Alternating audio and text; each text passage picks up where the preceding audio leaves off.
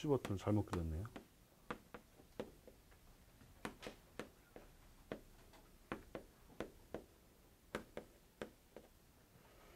자, 이렇게 그려놓으면 아까 인터록이랑 잘 비교해 보시면 됩니다. 인터록하고 잘 차이점이 요 MC2의 B접점, MC1의 B접점. 요 B접점의 위치가 아까 여기 있던 것이 일로 옮겨왔죠. 그렇죠? 자리가 옮겨간 겁니다. 그래서 그 회로 외우는 방법은 그 인터록이랑 비교해서 외우시면 되니까 충분히 얘만 외우시면 같이 외울 수가 있어요.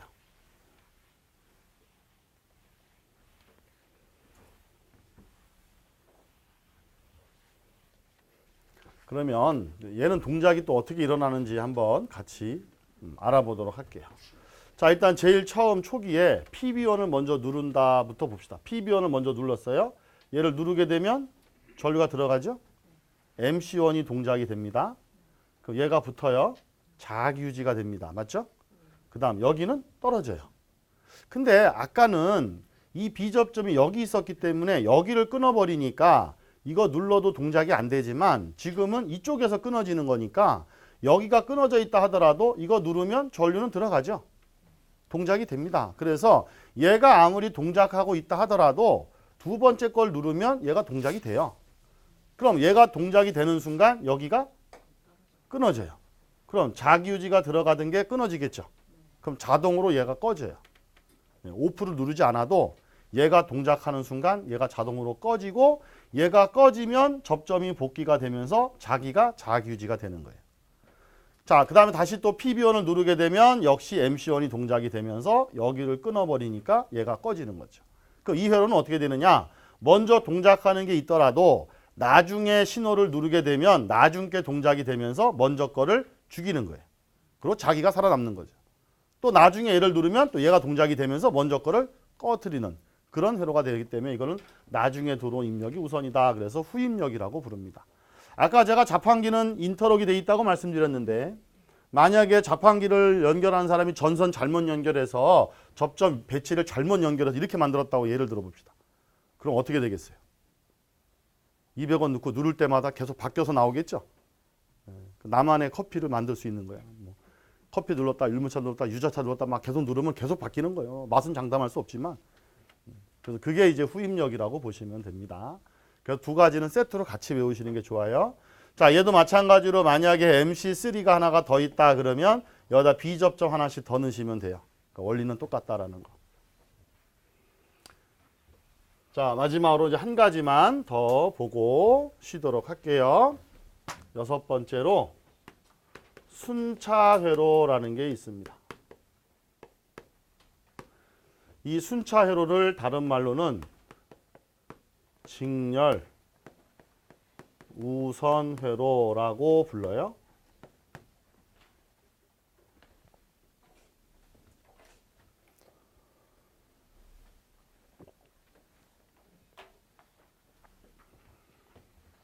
순차회로라는 건요, 뭐냐면 순차적으로 동작하는 회로입니다. 그게 뭐냐? 순서대로 동작하는 회로를 말하는 거예요. 1번이 동작해야만 2번, 3번, 4번 이렇게. 1번이 동작하지 않았는데 2번이 먼저 동작할 수는 없다 이거죠. 항상 순서대로만 동작하게 만드는 회로. 이거를 순차회로라고 합니다. 자, 예를 들어서 이제 여기다가 제가 오프 스위치를 먼저 하나 사용을 하고 PB0 여기다가 온 스위치를 하나 달았는데요. PB1 이 밑에다가 출력을 하나 이렇게 연결했어요.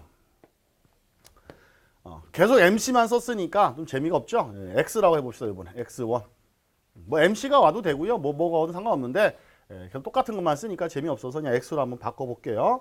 그럼 내가 PB1을 눌러서 X1을 동작시키겠다 그런 뜻입니다. 그 다음에 푸시 버튼 옆에는 당연히 뭐가 와야 돼요? 자기유지가 온다라고 보시면 되죠. 이렇게 자기 자신 거니까 X1 이렇게 써주시면 회로가 완성이 되는 겁니다.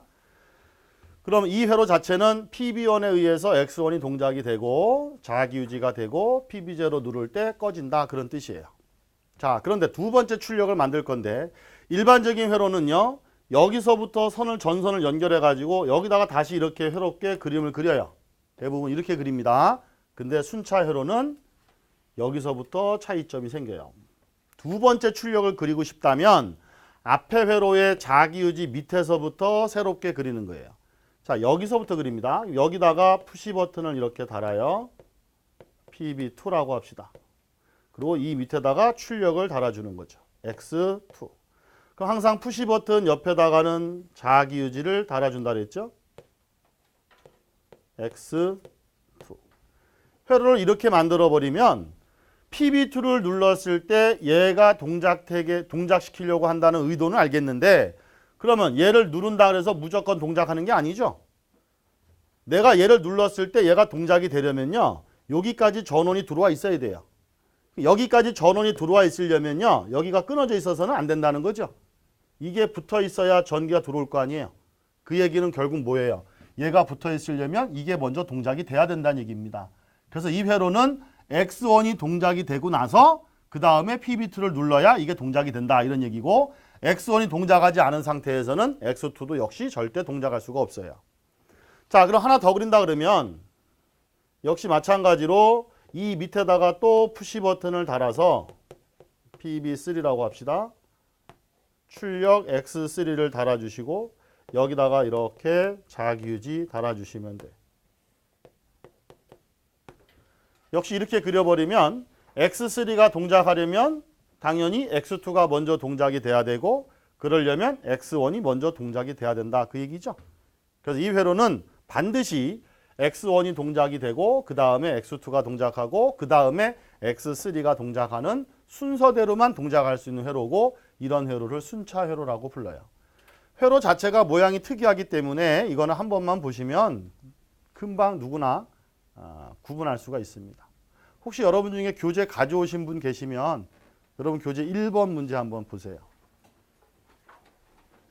무슨 회로예요?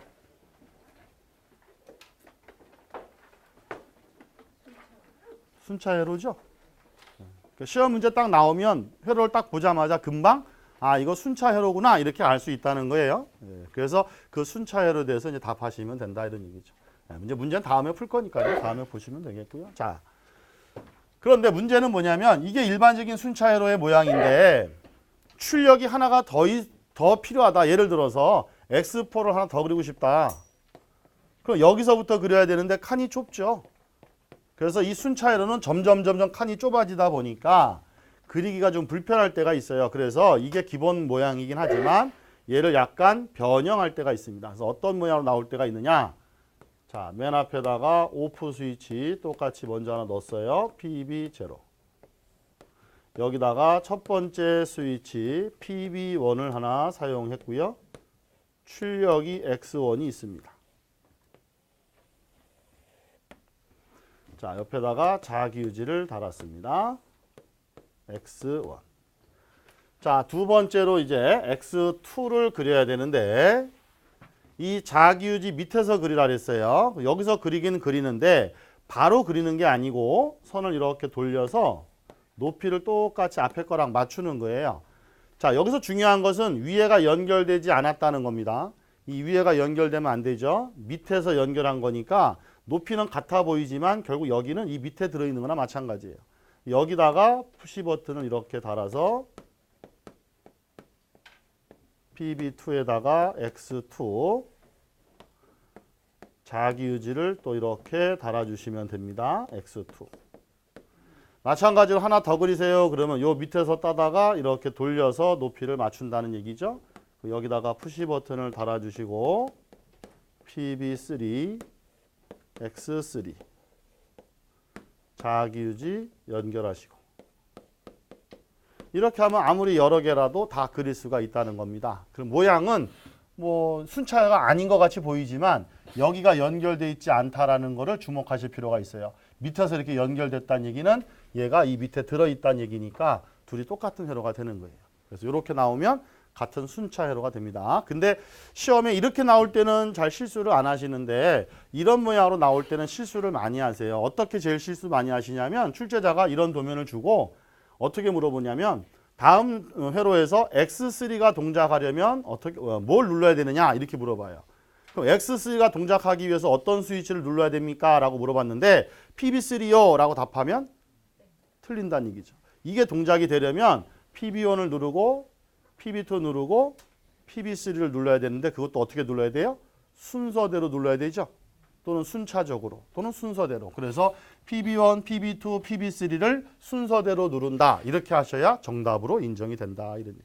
그래서 그런 부분들을 잘 기억해 두시고 여기까지가 그래도 여러분들이 시퀀스를 공부하시면서 전기를 공부하시면서 시퀀스에서 가장 기초적으로 좀 알고 계셔야 되는 그러니까 이런 회로들이 단독으로 사용되기도 하고 여기서 말씀드린 회로들이 어떤 다른 회로의 일부분을 차지하면서 큰 회로를 이룰 때가 많기 때문에 암기를 해두시는 게 도움이 되겠다라는 거고요. 잠깐 쉬셨다가 또 이어서 합시다.